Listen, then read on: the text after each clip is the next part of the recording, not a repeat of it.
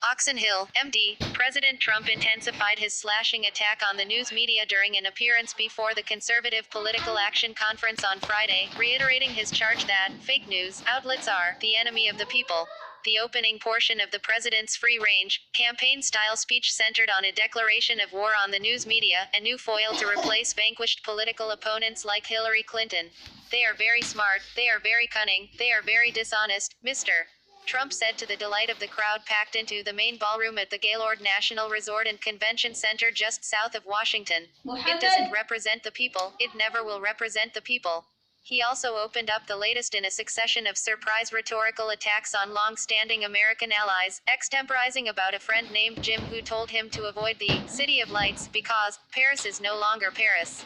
Mr. Trump, who once posed as his own public relations man to plant news stories in New York tabloids, and spoke frequently with reporters off the record during the campaign, called for an end to the use of sources, meaning anonymous sources. A few days ago, I called the fake news the enemy of the people because they have no sources, they just make it up, he said. He added that his enemy of the people label applied only to dishonest reporters and editors. Mr. Trump, who suggested revisiting First Amendment protections for the news media during the campaign, refined that attack on Friday, urging his supporters to use their free speech rights to counter hostile press accounts from outlets like CNN, which he called the Clinton News Network. They always bring up the First Amendment, Mr. Trump said of journalists. Nobody loves it better than me. After spending 10 minutes listing the shortcomings of the news media, Mr. Trump said criticism doesn't bother me. Clearly reveling in the adulation of a room that had once been hard to win, the president alternated between a theme of dark days, once again singling out violence on the streets of Chicago, and light comedy. Speaking of a meeting with business leaders this week that included food producers, he quipped, "I like Campbell's soup." He also joked about his less well-received first appearance at this annual conservative conclave. If you remember, it was my first major speech. They said he didn't get a standing ovation, because everybody stood, Mr.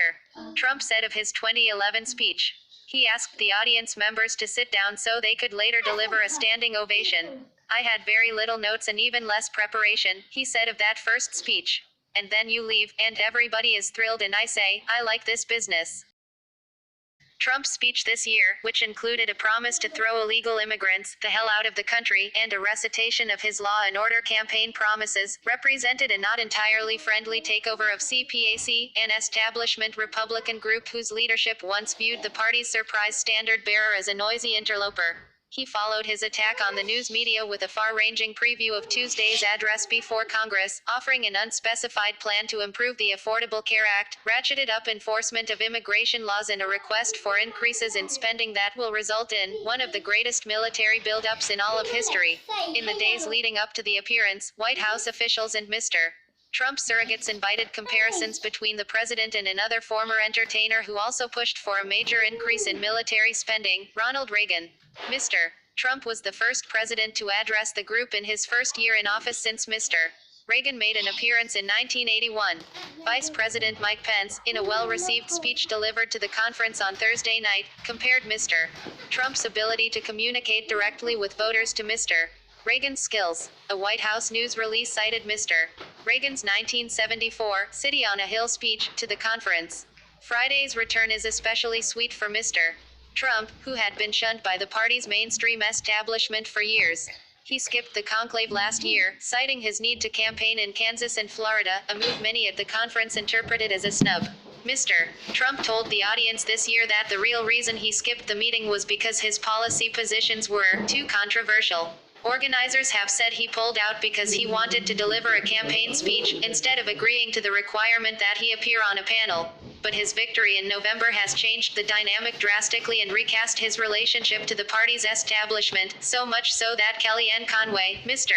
Trump's former campaign manager and now a White House advisor, jokingly referred to CPAC as TPAC at her appearance here on Thursday. That was not always the case. Mr. Trump's first appearance came in 2011, when he was considering a run for president, and it was viewed more as a curiosity than a must-see speech. Subsequent appearances in 2012, 2013 and 2015 were better received. Mr. Trump's approval numbers remain at historic lows for any president at this point in his term, but his support levels among Republicans remain high, with most polls showing him with approval ratings of over 80% among the party base. Conference attendees seemed overwhelmingly supportive, with periodic chants of Trump erupting between the speeches and the red signposts of Make America Great Again, hats dotting the gathering.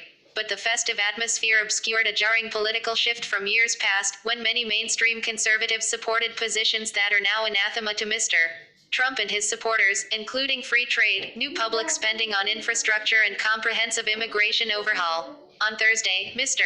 Trump's chief strategist, Stephen K. Bannon, laid out that new, harder-edged vision for the movement in a rare public appearance. Accompanied by the White House Chief of Staff, Reince Priebus, Mr.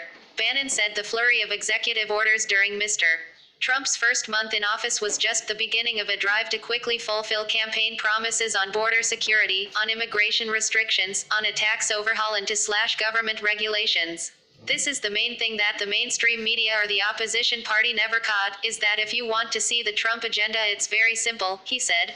It was all in the speeches. He's laid out an agenda with those speeches, with the promises he made, and our job every day is to execute on that. He's maniacally focused on that.